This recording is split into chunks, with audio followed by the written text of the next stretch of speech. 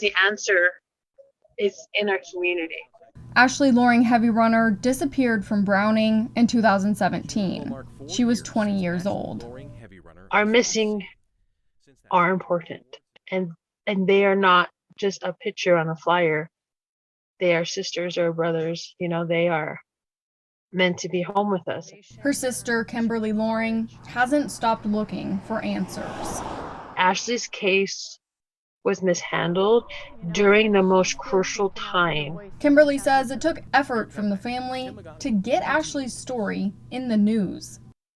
It took Ashley a very long time to actually be seen by the media. She says it was also difficult to work with law enforcement.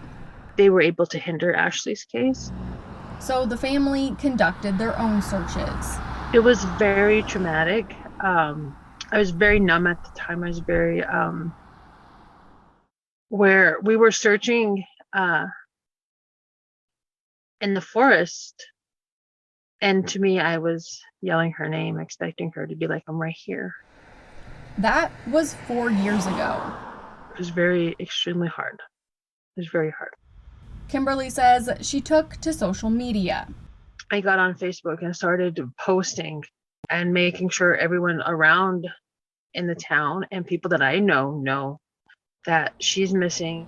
Ashley's whereabouts are still unknown. Searches continue, and the family is still looking for answers. The real justice is just finding her. Now, a new form of media is sharing Ashley's story to anyone that will listen.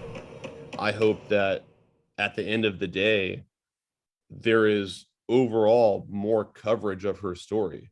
Kimberly believes that something happened to Ashley, and she wants to know what. So if we keep bringing more attention on Ashley's case, then we will find answers. Payne Lindsay, narrator for hit podcast Up and Vanished, agrees. Yeah, I hope that the podcast keeps her story in the spotlight and encourages other people to talk about it.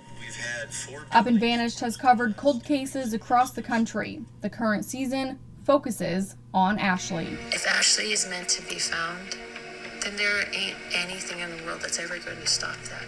Lindsay says he wants to solve Ashley's case and draw attention to the thousands of missing and murdered Indigenous women in America. Discussing the larger issue here with MMIW. And I think that, other outlets have covered it before, but I think that still the masses don't really know, how tremendous this issue is. Kimberly says after all this time, she hopes to eventually gain some closure.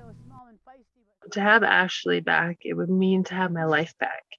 I know it wouldn't be back to normal, but it would be a piece of me that is not lost looking for her.